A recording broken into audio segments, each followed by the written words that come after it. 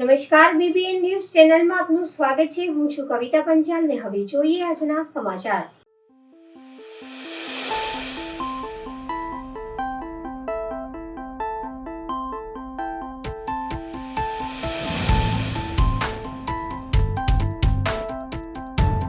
વડોદરામાં શિવ પરિવાર દ્વારા યોજાયો સનાતન ધર્મ વિજય યાગ કાર્યક્રમ। ભગવાન રામના પ્રાણ પ્રતિષ્ઠા મહોત્સવ નિમિત્તે વડોદરામાં શિવ પરિવાર દ્વારા યોજાયો સનાતન ધર્મ વિજય યાગ કાર્યક્રમ આગામી 22મી તારીખના રોજ અયોધ્યા ખાતે ભગવાન શ્રી રામ મંદિરનું પ્રાણ પ્રતિષ્ઠા થનાર છે, જેને લઈને આજે વડોદરા શહેર પ્રદર્શન મેદાન ખાતે સનાતન ધર્મ વિજય યાગની શરૂઆત કરવામાં આવી। શિવ પરિવાર દ્વારા રામ ઉત્સવનું આયોજન કરવામાં આવ્યું, ત્યારે ઉજવણીના ભાગરૂપે વડોદરામાં રામ ઉત્સવનું આયોજન કરવામાં આવ્યું છે। ત્યારે સવારે સનાતન ધર્મ વિજય યાગ શરૂઆત કરવામાં આવી હતી, સાથે સાંજે સનાતન ધર્મ વિજય યાત્રાનું આયોજન કરવામાં આવ્યું છે। આ ધર્મ વિજય યાત્રા પ્રદર્શન મેદાનની બપોરે 4 કલાકે પ્રસ્થાન કરવામાં આવશે।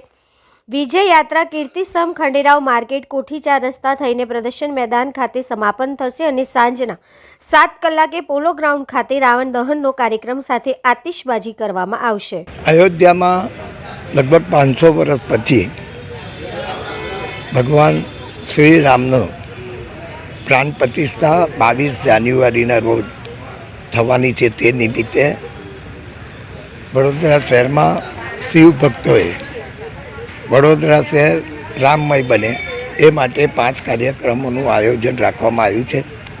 તે નિમિત્તે આજે કીર્તિસ્તંભ પાસે પ્રદર્શન ગ્રાઉન્ડ પર સનાતન ધર્મ વિજય યાગ અમદાવાદ 10:15 વાગે શરૂ થશે।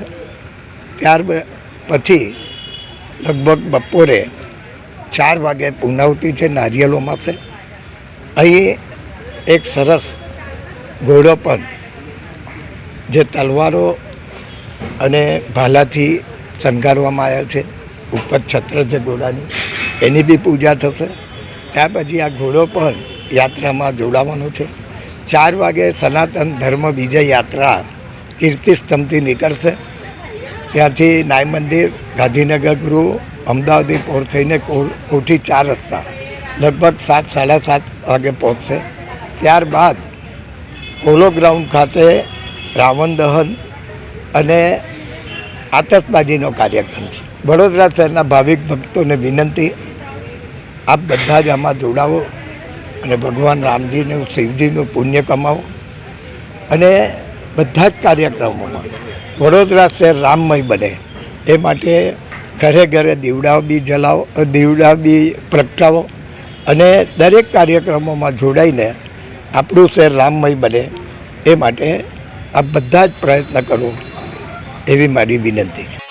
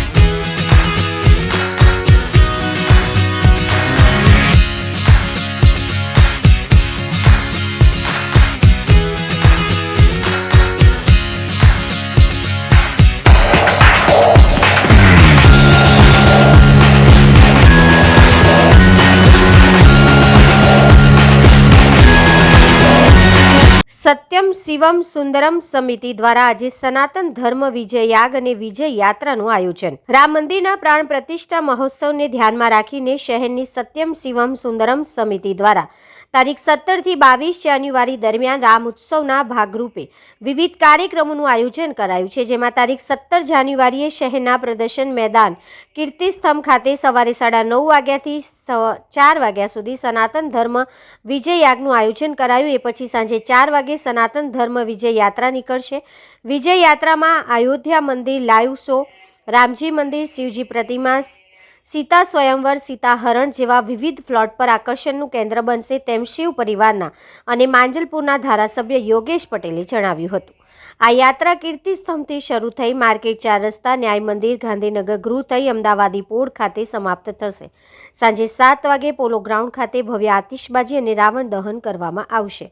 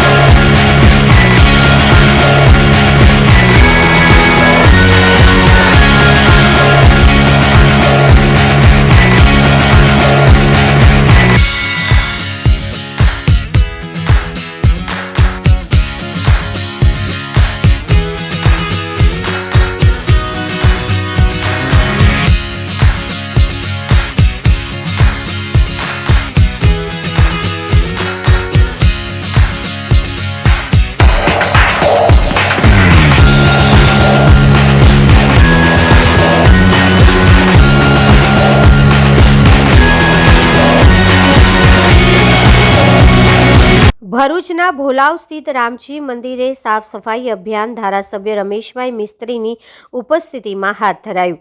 અયોધ્યામાં ભગવાન શ્રી રામના ભવ્ય મંદિરની પ્રાણ પ્રતિષ્ઠાના પવિત્ર અવસરે પ્રધાનમંત્રી નરેન્દ્રભાઈ મોદી દ્વારા દેશના તમામ ધર્મસ્થાનોનું સ્વચ્છતા અભિયાન હાથ ધરવામાં આહવાન કરાયું છે.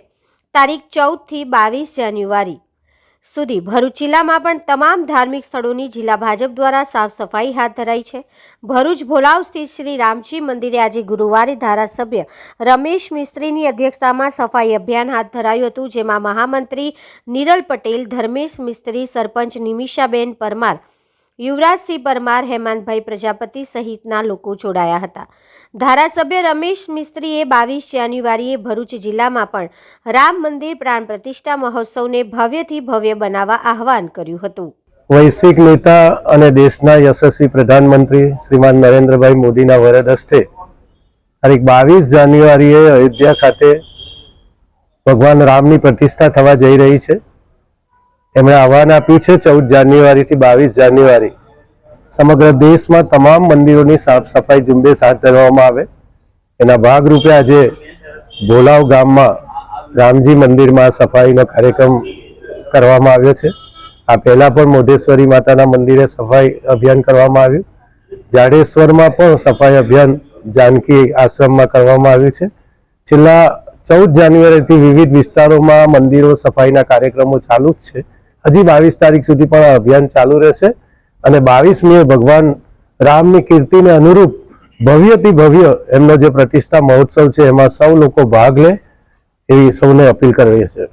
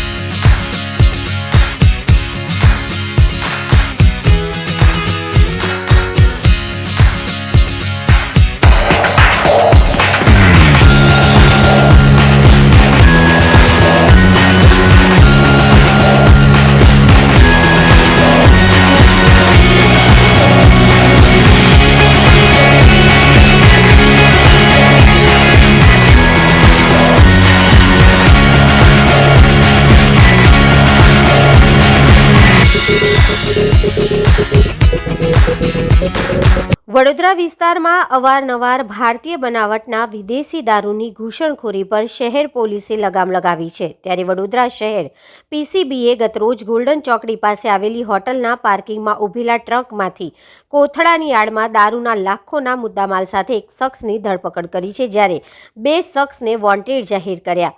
આ મામલે હરણી પોલીસ મથકમાં ફરિયાદ નોંધી આગળની કાર્યવાહી હાથ ધરી છે. પીસીબી દ્વારા મોટા પ્રમાણમાં ભારતીય બનાવટની ઇંગ્લિશ દારૂની 498 પેટી, જેની કિંમત ₹25,99,200ના મુદ્દામાલ સાથે ટ્રક ચાલકની ધરપકડ કરી છે. આ કાર્યવાહીમાં ભારતીય બનાવટના ઇંગ્લિશ દારૂના જથ્થા સાથે ટ્રક મળીને કુલ કિંમત ₹36,12,050નો મુદ્દામાલ જપ્ત કર્યો છે.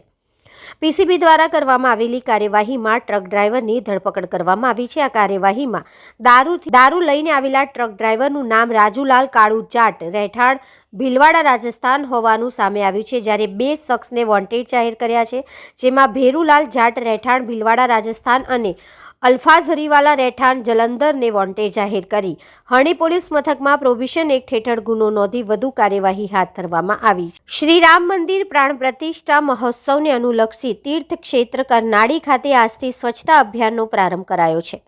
22 જાન્યુઆરીના રોજ અયોધ્યામાં શ્રી રામ મંદિર પ્રાણ પ્રતિષ્ઠા મહોત્સવ યોજવાનો છે.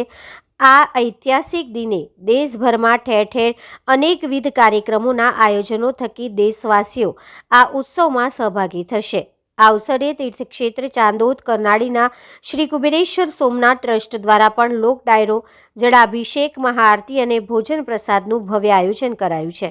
ત્યારે આ મહોત્સવને અનુલક્ષીને શ્રી કુબેર ભંડારી ટ્રસ્ટ અને ઉત્સાહી નગરજનો દ્વારા આજથી કરનાળી ખાતે સ્વચ્છતા અભિયાનનો પ્રારંભ કરવામાં આવ્યો છે.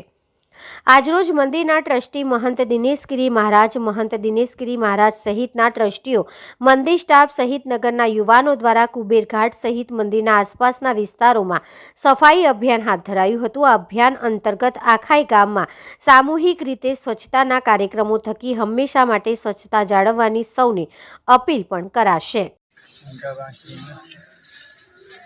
आज स्वच्छता अभियान के तहत पूरे करनाली गांव में कुबेर भंडारी मंदिर के आसपास घाट के ऊपर सब लोग मिलकर के, पूरे करनाली गांव के सब लोग मिलकर के और मंदिर के व्यवस्थापक से लेकर सब लोग मिलकर के हम लोगों ने पूरा मंदिर के आसपास पूरे गांव की सफाई अभियान चालू किया है और आज से यहाँ हमेशा साफ सफाई बना रहेगा, ऐसा हम सबसे अनुरोध भी करते हैं. गांव के लोगों से भी बोलते हैं कि साफ सफाई बनाए रखें.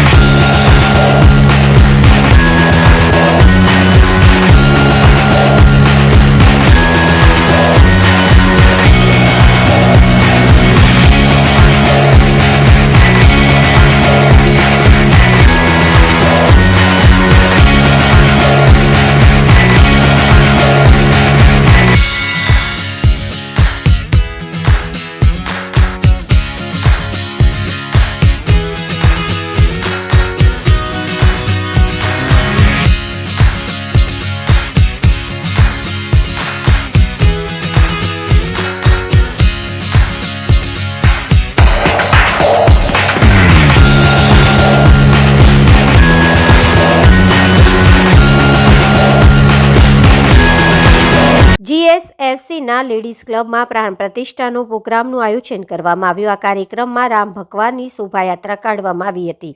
ત્યારબાદ ભગવાન રામની આરતી ઉતાર્યા બાદ ભજન, કીર્તન અને નૃત્યનો પ્રોગ્રામ રાખવામાં આવ્યો હતો. સાથે સાથે રામધૂન કરી ભવ્ય રીતે ભગવાન શ્રી રામનું આગમન કર્યું. તે ઉપરાંત ખૂબ જ રસપ્રદ રંગોળીનું પણ આયોજન કરવામાં આવ્યું હતું. આ કાર્યક્રમમાં જીએસએફસી લેડીઝ ક્લબના vice president Mrs Jahnaviben Nanavati, secretary Rachna Bishnoi તથા દરેક કમિટી મેમ્બરના સહયોગથી આ પ્રોગ્રામનું આયોજન કરવામાં આવ્યું છે. હું જાહ્નવી નાણાવટી, જીએસએફસી ફર્ટિલાઇઝર નગર લેડીઝ ક્લબની વાઇસ પ્રેસિડેન્ટ બોલું છું. અમારા પ્રેસિડેન્ટ મિસિસ પુરી અત્યારે આવી શકેલ નથી. એમની ગેરહાજરીમાં અમે આ પ્રોગ્રામ કરીએ છીએ. અત્યારે અમે રામ ભગવાનના પુનઃ પ્રાણ પ્રતિષ્ઠા મહોત્સવ રૂપે અમે એક પ્રોગ્રામ આયોજિત કર્યો છે કે જેમાં અમારી કમિટીની બહેનો અને 8-10 બીજી બહેનો પણ અમારા ગ્રુપ આખું મળીને સરસ રંગોળી કરી અને સરસ અત્યારે ડાન્સ અને ગરબા ગીતનો સરસ પ્રોગ્રામ કર્યો છે. અને આખા નગરની ઘણી બધી બહેનોને અમે બોલાવી છે. ઘણા બધા અમારા લેડીઝ ક્લબના મેમ્બર્સ પણ અત્યારે આવેલા છે અને બધાની હાજરીમાં અમે મહોત્સવ રામ ભગવાનનો મહોત્સવ બહુ સરસ રીતે ઉજવીએ છીએ. આભાર.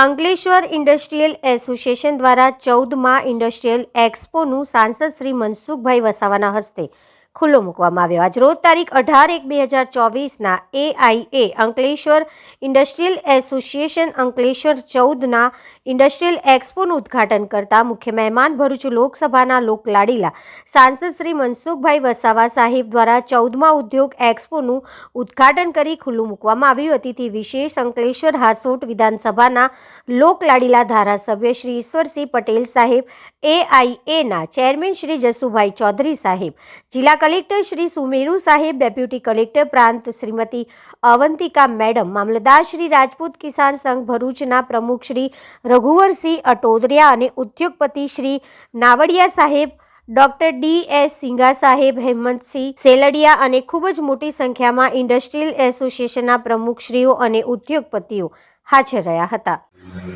દેશને એક સમૃદ્ધ ભારત બનાવવા તરફ આગળ વધી રહી છે, એક મજબૂત ભારત બનાવવા તરફ આગળ વધી રહ્યા છે. આત્મનિર્ભર ભારત, હર હાથ કો કામ. આ દેશની અંદર એક પણ વ્યક્તિઓ બેકાર ના રહે એના માટે તેઓ સતત ને સતત ચિંતા કરતા રહ્યા છે. ગુજરાત આખા દેશમાં આપણા જિલ્લાની પણ વાત કરું, સૌથી વધારે રોજગારી આપણા ઉદ્યોગ જગતમાંથી મળે છે. અને કોઈ પણ રાજ્ય કે દેશને ઉપર ઉઠાવવા માટે એ ઉદ્યોગો નો ખૂબ મહત્વનો રોલ હોય છે.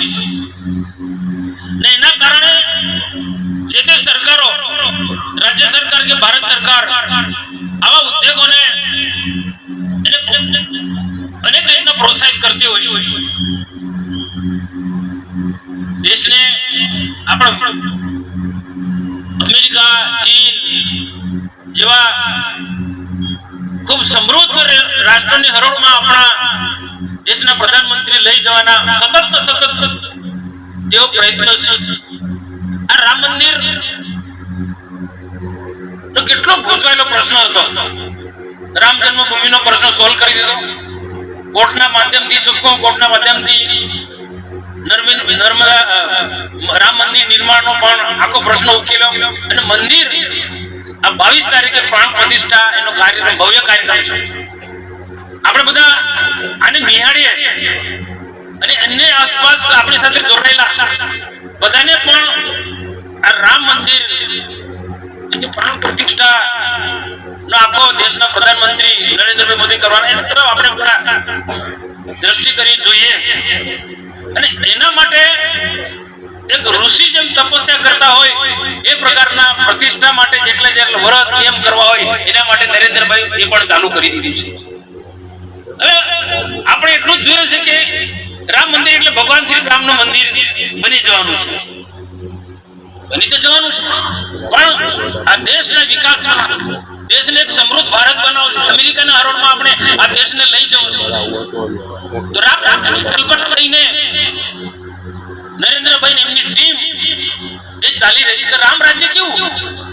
રામ રાજ્યના બધાને સાથે ન્યાય, બધાનો એક સર્વાંગી વિકાસ, સમાન વિકાસ, ગરીબથી માંડી મધ્યમ વ્યક્તિ, ખેડૂતથી માંડી મહિલાથી, યુવાથી માંડીને ઉદ્યોગ જગતના આ બધા જ લોકો એ રામ રાજ્યની જેમ એક રામ રાજ્યની કલ્પના લઈને આ દેશના નિર્માણના કાર્યક્રમમાં જોડાય એ ઉદ્દેશ્ય સાથે આ દેશના પ્રધાનમંત્રી આ બધા કાર્યક્રમ ઓપ આપી રહ્યા છે.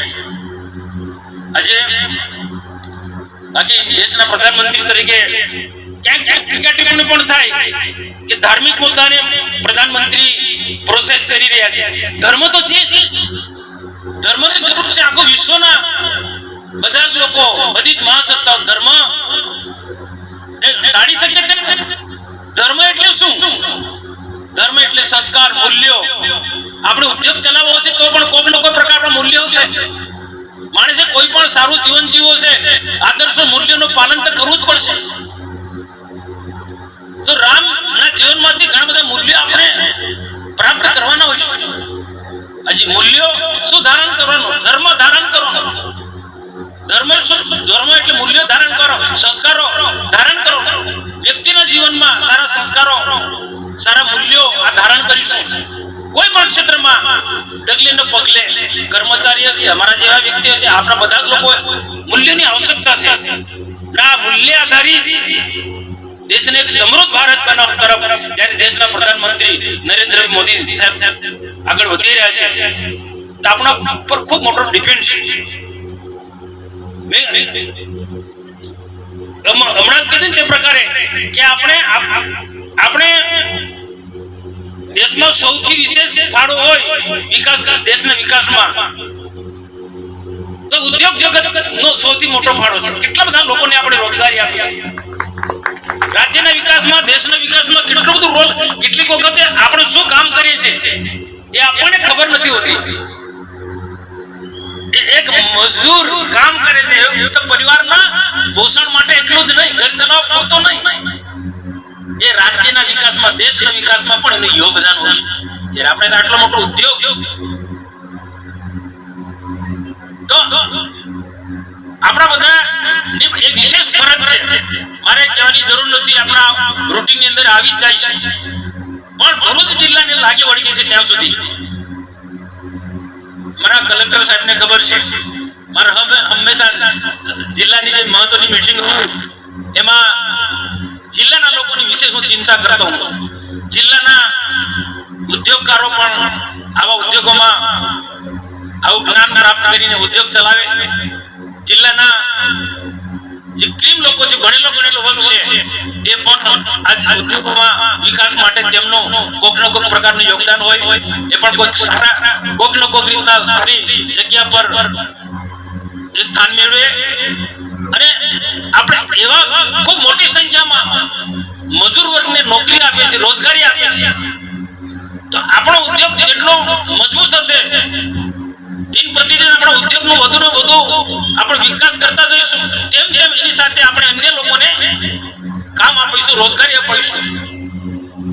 આવનારા દિવસોમાં પણ જ્યારે હર હાથો કામ આપવાની વાત છે, રાજ્ય સરકાર, ભારત સરકાર, દેશના પ્રધાનમંત્રી નરેન્દ્રભાઈ એજન્ડામાં છે હર હાથો કામ.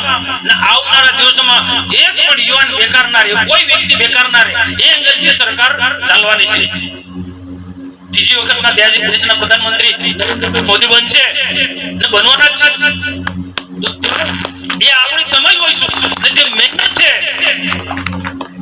મોદી સાહેબની મહેનત છે, સરકારની જે મહેનત છે, રાજ્યોના અલગ અલગ મુખ્યમંત્રીઓની જે મહેનત છે ને જે વિઝન સાથે સરકારો ચાલી રહી છે, તમે કલ્પના નહીં કરો કે આપણે 100% અમેરિકાની હરોળમાં આપણો ભારત દેશ આવવાનો છે ને એના માટે જ આ મહેનત છે. તો આપણે પણ એ ધ્યાનમાં રાખીને